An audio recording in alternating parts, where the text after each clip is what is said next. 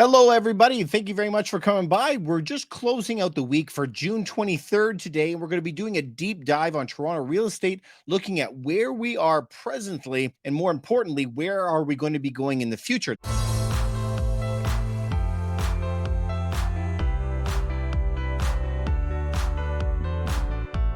There's a lot of clues, a lot of breadcrumbs that is being left behind, and we got to pay attention to those. All right, so let's do a deep dive on that right now. Let's check this out. If we take a look at number one, I just have a couple of cities just so that we have a comparison of how Toronto is shaping up in the Canadian real estate market. The very, very top one here is the Greater Toronto area. We can see that it topped out at 418% on the HPI scores. Let's take a look at the benchmark prices. If we're going to look at the GTA, 1.322, 1,322,000 is it topped out at, dropped all the way down to 1,070,000, and now the average price in Toronto is sitting at 1,164,000. It is doing a massive comeback. So if we want to look at Vancouver, very, very similar, 1.2 compared down to 1.114. It dropped down, and Nate's recovering too. If you can see, those two charts are following incredibly close to each other, but that's the majority of the real estate market in Canada. But if we take a look down here, Calgary is very flat, and Montreal is very flat as well. Their average prices are around 500,000. So a lot less exciting, less ups and less downs when we go to those other two cities.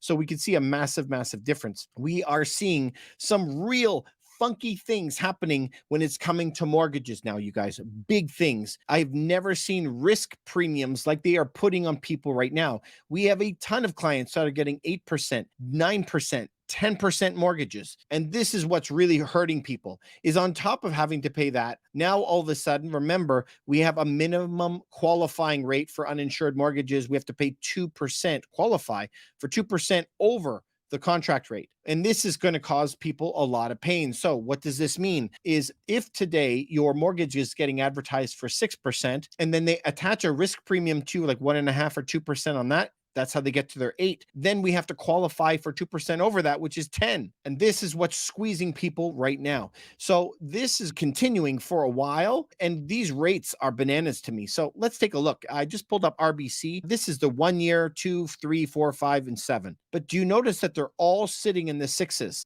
This is crazy town to me. You know, the longer you get a fixed rate mortgage, the longer you would normally see this rate go up, up, up, go a lot higher. This is crazy. Also, if we're going to compare the two, take a look at this chart. Fixed rates are always more money than a variable. You have to pay for the security blanket, I always say. But look at what happened earlier in the year. It inverted. Now they're charging you through your eyeballs for the variable rate. Sometimes it's almost 1% difference. Check out this, 5.5 for a fixed and 6.5 for a variable.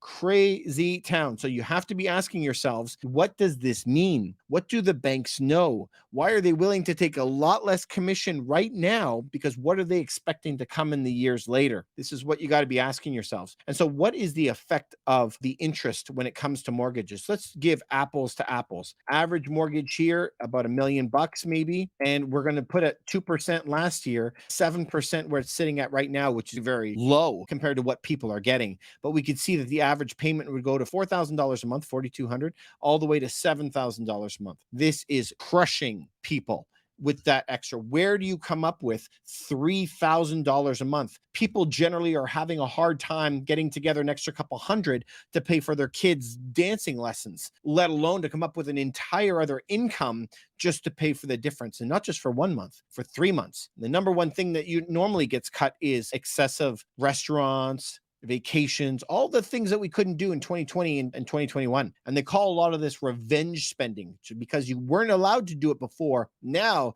they have to make up for that lost time. Man, it is some weird times we are seeing right now.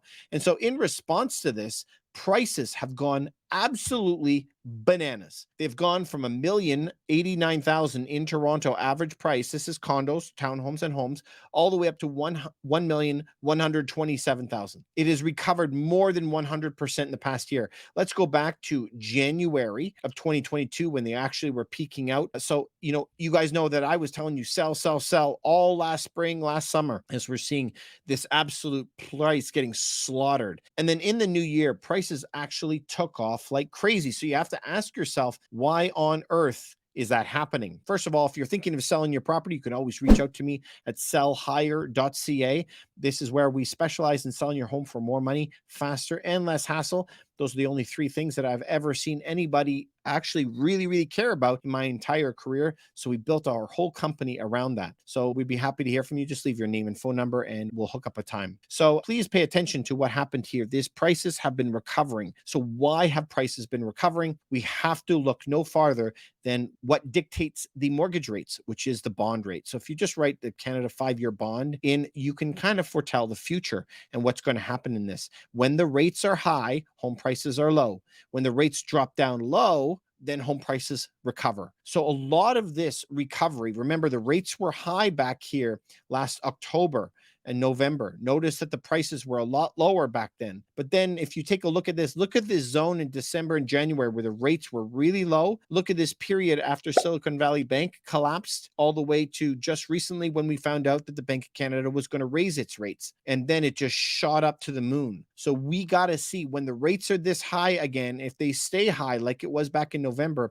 I wouldn't be surprised if we're going to retest these lows of where it was. So to me, you are getting manna from heaven. This is an extra $150,000 per home on average in Toronto. So I think that this is an absolute gift for anybody that was thinking about selling. If you were on the fence, I mean, this should be just amazing for you. So let's take a look at the rates. Canada and the United States should always be neck and neck with the prices. 92% of the time, historically, we are. So the United States raised 10 times in a row and has just decided to pause. Canada actually broke, we were following the United States, but notice how we paused twice in March and in April. 2 pauses here. That was a big mistake for Canada. There's egg on their face. Now that that has happened, they've had to turn around because inflation is not getting tamed. They've had to raise the interest rate again. So from the United States perspective, they have mentioned now that they need 2 more rate hikes this year, up to 5.6 by the end of the year. Canada says they're going to wait for the information to come. We're getting new information next week about Canada's inflation rate. That inflation rate is going to tell you not only CPI, but core inflation. It's going to dictate for us whether we're going to have those rate hikes. No matter what, we normally have to stick with the United States. So if we're not doing that, I can see some big problems that are going to come. All right, so let's jump back into this then. So let's try to take a look at a couple different areas. Most people are always interested in the prices. So let's continue on with the prices and see where we are with that. So Mississauga is a big one. Let's see how prices are behaving in Mississauga. We're seeing that. Look at the prices. 1.2 million it was last year at the absolute peak, back to 1,144,000. Brampton has recovered more than any area that I've seen. Is absolutely unbelievable. Let's go on to some other cities. Let's take a look at, was that Mississauga or Brampton? That was Mississauga, right? Oh, so that was the recovery. Let's take a look at Brampton now and take a look at the prices in Brampton. Brampton, look at this. Prices were 1.3. Now they're down to 1.1. So Mississauga is holding up a lot better. This is a big drop, 17%. We don't normally see this. Let's back it up. I'm not really sure how long it's going to take to pull 20 years of data on Brampton. But if we take a look at the distance of time, it's not a big drop if we're looking overall, but it's still a big drop. So as you can see here, prices were pretty steady in Brampton over 20 years. This weird thing in 2017, massive price hike as they were printing money with 0% mortgages to everybody and massive correction. So if we took out these swings, it would be following a pretty steady curve if you look at that. I know that it's easier to look at a 20-year chart, right? But it doesn't always happen that way. Overall, though, Brampton is still up 345% just in the past 20 years, which is, where else can you get that kind of return? All right, let's take a look at a couple other cities for you guys. Brampton, Mississauga, big heavy hitters in the Toronto market. Downtown, as you can see, it has the majority of the units. Hamilton, we get a lot of questions out of Hamilton. Burlington. Hamilton, look at that. The price is $1,062,000 when it peaked last year, currently sitting at $839,000. They have enjoyed a big swing up from 781 up to 839. They have received it, obviously not as good as Toronto has been, but we're seeing people move to Toronto, give up their cars and live on the subway line. And so we're seeing that happening more and more as people are downsizing into small units. All right, so let's move on and we'll do one last city and then we're going to look at a specific one. Let's take a look at Oakville. and then we're going to be more specific. If we look at Oakville in the past 2 years, prices peaked at 1.8, currently sitting at 1.5. It has had a nice recovery, $120,000 from the low just since the new year kind of started. So that is just like Toronto, up $150,000 per unit. Now, if we want to look at specific units, we can also do that. So reach out to us if you have any questions. What we could do is we can look at specific area codes. So let's just pick one at complete random. And let's just try to say we're going to look for, perhaps instead of a house, this is an M postal code. So we'll look at a condo. You can also try to specify by what kind of bedrooms. Maybe we're going to look at a 2-bedroom. There's been 400 that is sold. And so in that 400, we can see average prices were at 972.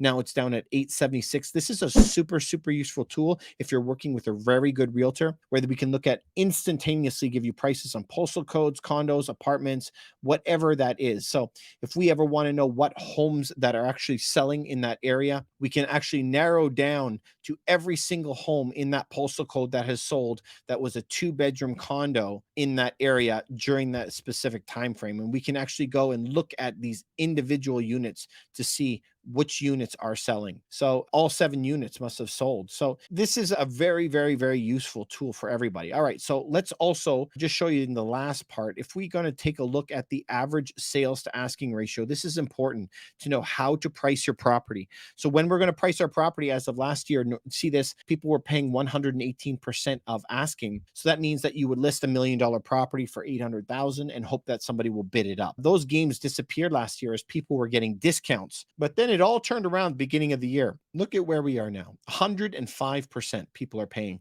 So we're back to the same old games where you had to list it low and expect for the price to go way, way up. So those games have returned. Very important for us to know that. Also, if we want to know how fast does it take to sell a property, look at this. Last year, we were selling in 8 days. It got as bad as 30 days in January. And now look at where we are, all the way back down to last summer, 15 days on market. Things are selling a lot quicker. So whenever you are going to be selling a property, you have to know what your competition is so that you can know how to dress up your unit. Do you need to paint it? Do you need to stage it? Do you need to price it the right? Do you need to price it at asking, what you expect to get, below or above? Really depends on your area and your neighborhood. We have to be smart about this. So when we're going to do it, and if we do it right, the goal is to get more money than what all your competition is doing this way, more than all your competition is doing. We want to sell it faster than what the competition is doing.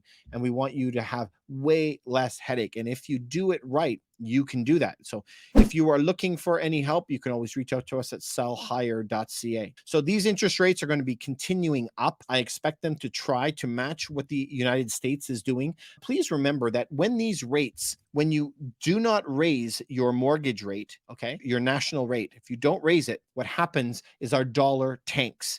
And if our dollar tanks, there will be a lot of inflation on everything else, gas, food, whatever else that you buy. So though you save money on your mortgage rate, you have to pay a lot more on your cost of living. So if they raise your mortgage rate and you pay more there, then the cost of everything else stays lower, because we don't have as much good inflation. So it's kind of, which one do you want? At the end of the day, at the end of the month, you're still going to end up paying that extra $200 or whatever it is. So stay safe, my friends out there. This is a very, very cursory thing, but I think we should do it more often just to give people a good idea where it is. If you want to know specific area or specific types of homes, I would love for you to leave me a comment below. Please remember to like and subscribe to this. We'll try to make it more often, and I appreciate everything you do. Thank you so much.